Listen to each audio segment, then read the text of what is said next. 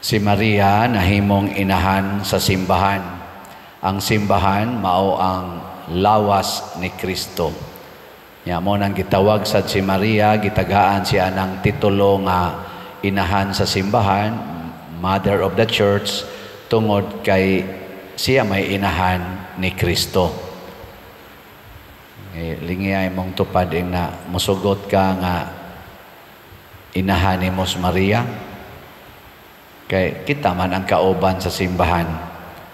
Pero mga igsoon, unsa man ang kung doon natay inahan, nya kita anak, doon natay katungod, naasa tay katungdanan isip mga anak. Kay kita man ang simbahan nga anak ni Maria, ang atong katungod nga makapahimulo sadta sa iyang kaning protection. Matod pa sa unang pagbasa, ang bitin o ang babae magkontrahay. Yatakan sa babae ang ulo sa bitin, nya paakon sad sa bitin ang tikod sa babae, nya ang kaliwat sa babae o kaliwat sa bitin magsigi ginag-away. So kita, kung ang atong kontra mao ang yawa or ang bitin, lupig kita. Muna nagkinahanglan ta ni Maria, ato na siyang katungod, right na nato nga mangayo gitag panabang ni Maria isip inahan.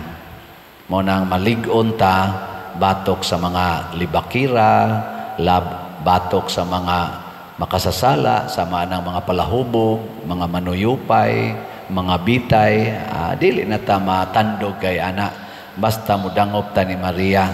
Ato lang ng ingnon, mahal nga birhen, ikamay akong inahan, liguna ko batok aning akong banang palahubog.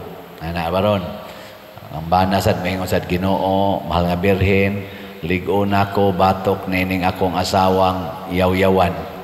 Ana, ang mga ginikanan sad, mahal nga birhen, imo man jud kong anak, liguna ko batok aning ako mga anak nga tapulan.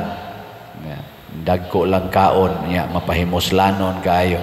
Di ra ba musugot-sugoon. Mga inana, adin ka masuko, pasabot, wa na ka makuha sa bitin.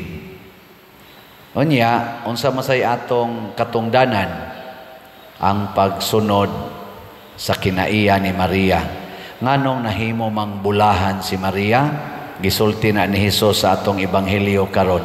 Niingon siya, bulahan, hinuon sila nga namati sa pulong sa Dios ug nagtuman niini.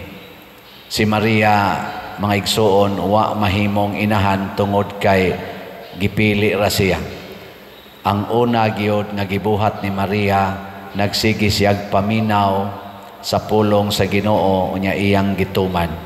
Ato nang katungdanan mo nang manimba gyud, mubasa gyud Bible, mutambong gyud aning mga recollections ug uban pa.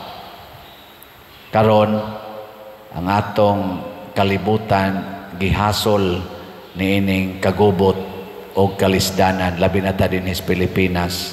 Apan uban ni Maria, maminaw ta sa pulong sa Dios ug magtuman niini. Masulbad ra gining atong mga problema.